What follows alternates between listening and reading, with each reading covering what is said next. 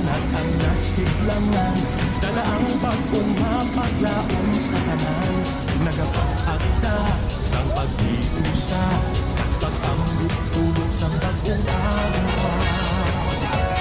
Ang sanaaw na nakuhag sa tulong, nagaiwag liwat sa